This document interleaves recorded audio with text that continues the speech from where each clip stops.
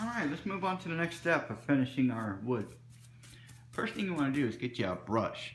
A nice brush from Home Depot, Lowe's that costs a little bit of money because it'll pay off in the end. Do not use those foam brushes with all little gray foam brushes that are like a quarter a piece. They're junk and they'll leave bubbles in your work. And that is our enemy. Bubbles and drips and stuff like that. That's our enemy. So we want a nice smooth finish. Next thing is you'll want there's different classes of polyurethane and oil and water-based finishing products, but here's what I'm going to use for this application. You can use in whatever you want, but for this application I'm using polyurethane that is a gloss, and you can use whatever you like. A satin finish, a clear, a semi-gloss. There's 3 different types of polyurethane you can use. I use a gloss on mine, but if I want it like a less shine, I'll use like a satin. But you can also use lacquers and shellacs, but you can also use a spray-on gloss. It comes from New Wax. Those are good too. But for this application, we're going to be using a polyurethane. Now, I will say when you're doing your project, it is important not to shake the polyurethane because you don't want to produce air bubbles inside. That is our enemy. And instead, you want to take your polyurethane, stick your stir stick in there, and do a figure 8. Nice and gentle, just to stir it up a little bit. Don't be rough, just be gentle. And that right there is about all you need. Alright, moving on.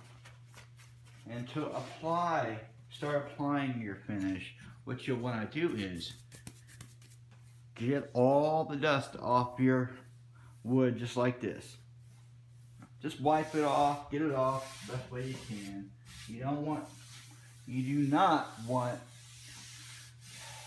bubbles, and you don't want, how can I say this, imperfections in the wood finish. So just wipe it off. I use my hands to wipe these off, or I use a towel with a little bit of mineral spirits to wipe it off if I know there's going to be some stuff on there.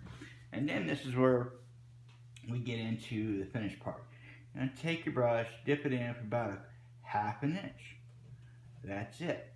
And then you're going to come over here and start to apply it like this. Go with the grain. Just like this.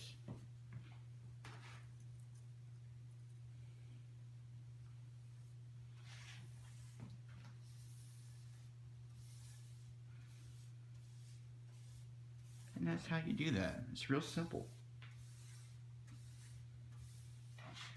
You want to watch out for bubbles.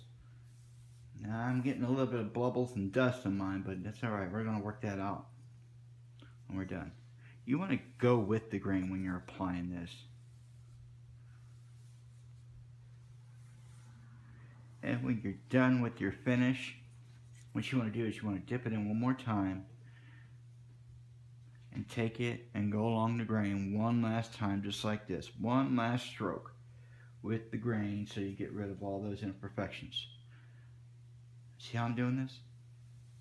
When you're finished, you just do that.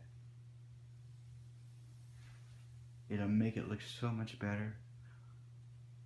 So you don't have any streaks or anything like that. Just like that. Looks good. And be mindful on the sides here. On the sides here, you want to be mindful and not have any drips, because that'll ruin your job. So be nice and mindful, and any drips or imperfections like that, you just want to get past. And you're going to let this dry. I would say 8 to 10 hours, just to be safe, or overnight. Just be overnight. That's fine. And that's how you do that. And I hope you like this step, and the next step we'll finish up when it's dry.